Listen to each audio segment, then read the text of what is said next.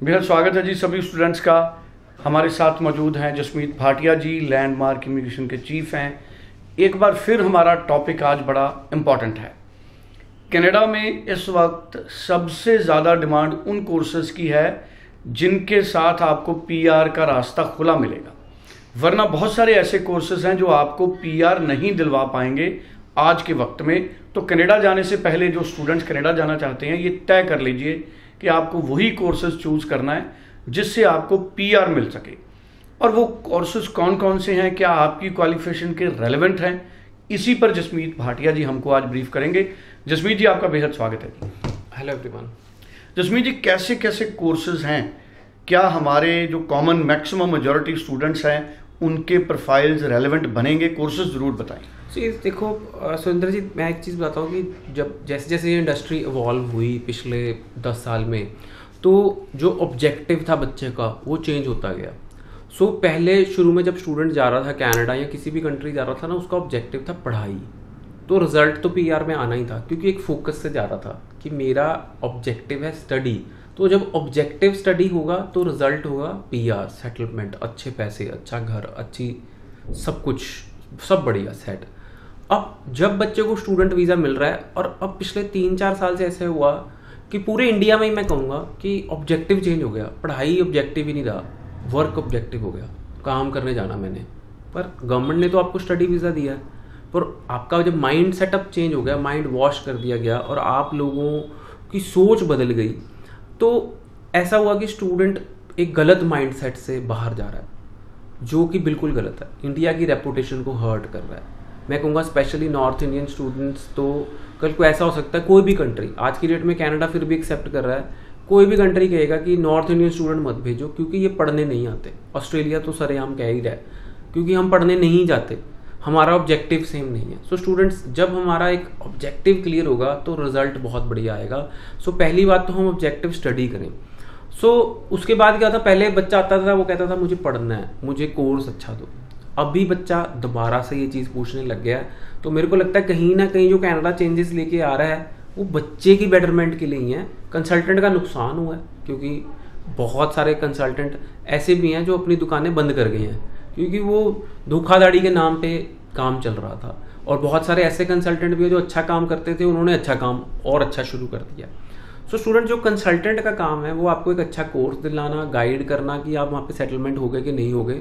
मैं पिछले इतने सालों से इस इंडस्ट्री में हूँ, तो मेरे को भी एक नया कोर्स पता लगा, टर्फ मैनेजमेंट। टर्फ मैनेजमेंट क्या होता है कि जो आपकी ग्रास होती है नॉर्मली गोल्फ कोर्सेज में, कनाडा में 5000 से भी ज़्यादा गोल्फ कोर्सेज हैं, बट उसकी टर्फ मैनेज करना, उसका फ्लोर मैनेज करना, तो वहाँ पे आर्टिफिशियल ग्रास या नेचुरल ग्रास जो फिट इन होती है, उसकी इतनी जॉब है कि हर गोल्फ कोर्स को 4 से 5 मैनेजर चाहिए टर्फ मैनेज करने के लिए। मैनेजर, हाँ, जो टर्फ मैनेज करें।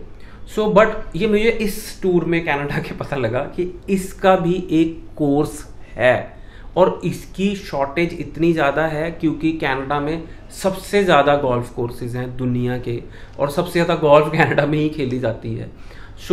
स्टूडेंट्स, ये एक नया कोर्स मुझे पता लगा, बच्चों को कैसे पता लगेगा। और जब ये ट्रेंड चेंज होता गया, जब ऑब्जेक्टिव चेंज होता गया, तो स्टूडेंट कोविड के बाद जब काउंसलर के पास आता था तो काउंसलर भी अपना काम भूलती गई। बच्चा आता था, बच्चा कहता था मुझे जनरल आर्ट साइंसेस दे दीजिए, सबसे आसान कोर्सेज है, मुझे जनरल बिजनेस दे दीजिए, सबसे आसान कोर्सेज है, ये कॉलेज दे दिए, ये लोकेशन दे दिए, मुझे कोई पीआर से फ़र्क नहीं पड़ता, मैंने तो काम करना है वहाँ जाके। माइंड सेट चेंज हो गया, और काउंसलर भी भूल गई कि इसको मैंने एक अच्छा कोर्स देना था, एक अच्छा करियर पॉइंट ऑफ व्यू से गाइड करना था। तो ये सब चेंजेस आते गए इंडस्ट्री के साथ।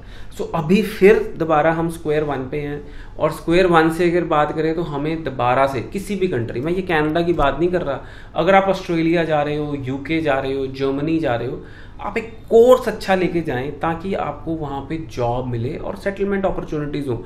अगर आप कोर्स अच्छा नहीं लेके जाएंगे तो सेटलमेंट अपॉर्चुनिटीज़ नहीं होंगी। अगर आप पढ़ाई पे ध्यान नहीं देंगे तो पीआर नहीं मिलेगी, और अगर आप सिर्फ वर्क वर्क वर्क करते रहेंगे तो कहीं ना कहीं आपको मुश्किलों का सामना करना पड़ेगा।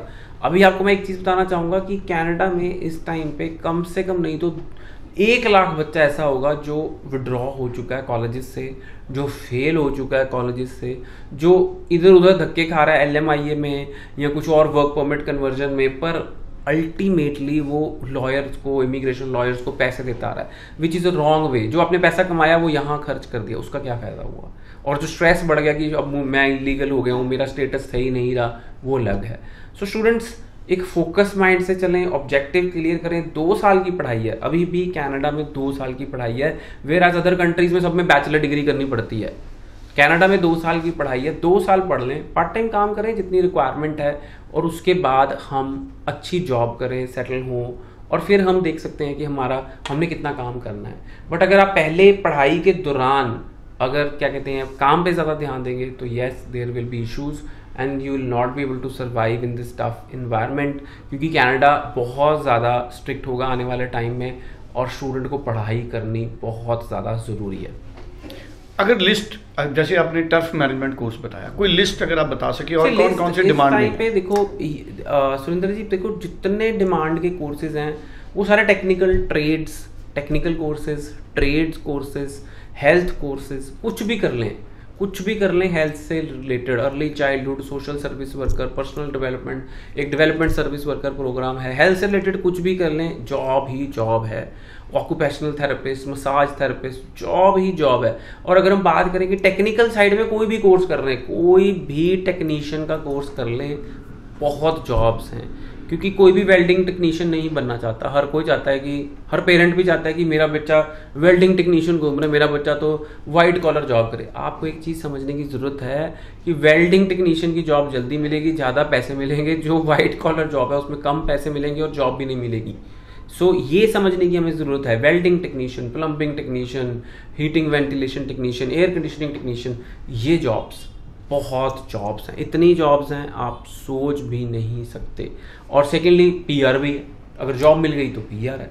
सो स्टूडेंट्स ये हमें माइंडसेट चेंज करना पड़ेगा, और प्रोविंस कोई मैटर नहीं करता, कोर्स मैटर करेगा। जब आप कनाडा जा रहे हैं कोर्स मैटर करेगा। अगर मैं कहूँ कि कोई लिस्ट है तो लिस्ट की बात करें तो टेक्निकल कोर्सेज कोई भी कर लें। कलरी मैनेजमेंट, आर्ट्स वाले बच्चे शेफ बन सकते हैं, आर्ट्स वाले बच्चे प्रोटेक्शन सिक्योरिटी ऑफिसर बन सकते हैं, आर्ट्स वाले बच्चे भी, उनके पास भी टेक्निकल कोर्सेज हैं, उनकी ट्रेड के भी टेक्निकल कोर्सेज हैं। वो सोशल सर्विस वर्कर डिप्लोमा कर सकते हैं, आर्ट्स वाले बच्चे साइकोलॉजी कर सकते हैं, which are high in demand in Canada.